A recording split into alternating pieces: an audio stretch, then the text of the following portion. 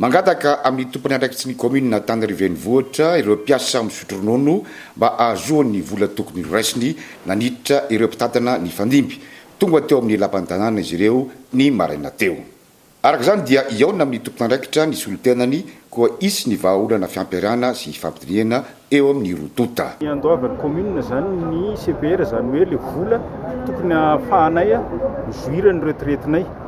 Izay misy eo amin'ny roapolo amby zato eo zany zay amin'izao fotoan'izao nanomboka tany amin'ny 2015, 2016 ary 2017 hatramin'izao zao mbola tsy nandray ny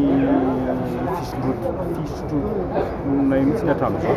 Fitakianay zany dia ny hoe mba andoavana ny CPR io faran'izay aingana ahafahanay mandray ny retraitinay satria raha ny tena tokony ho izy io vola io zany dia efa nangonona hatramin'izay niasanay nandritra ny niasanay hatramin'izay dia tokony arotako amin'ny commune any amin'ny finance le izy ahafahan'ny finance rehefa avy eo mandefa ny fisotrono ara-dalàna andraisanay misy ambonana.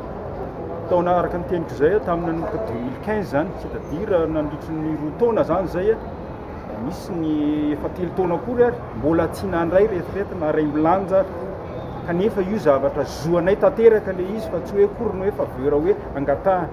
Fa tetsaka ilan'izay dia nanome ny heviny ihany koa ny tompony andraikitry ny commune Antananarivo renivohitra. Ny fionana tamin'ny mpiasa misotro ronono zany tsy voandroany. Efa niona tamin'izay tamin'ny volana marsa tany andaminana n'io resaka fisotrono ronono io. Tiako hazavaina fotsiny aloha zany hoe inona moa le tsy voalohan'ny commune. Misy zany le atao hoe charge patronale 16% na le CRCM tokony ho aloha ny commune ho any amin'ny finance.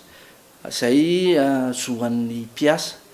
Zany hoe raha vao manomboka izy hiditra hiasa tao amin'ny commune ka hatramin'ny daty maha-retraité anazy tokony nandoavana an'izay 16% zay. Zay tsy hoe nalana tamin'ny karamany mpampiasa ny tokony mandohan'izay. Amin'izao fotoan'izao nefany maro amin'izay ny lasa retraité zany zao. Kanefa io 16% io tsy nisy nandoa zany hatramin'izay fa zao vao micumule ary tsy maintsy ho aloha amin'le mpiasa tsirairay avy le izy.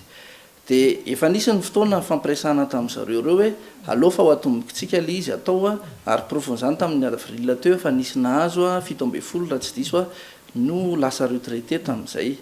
Fa ny zavatra nangatahan'izareo androany fotsiny zany dia hoe aleo mba tsy budget atokana ho anazy satria ny fanarahanay tamin'ny fotoana dia hoe anokanana budget zareo atao fandoavana an'izay fotsiny.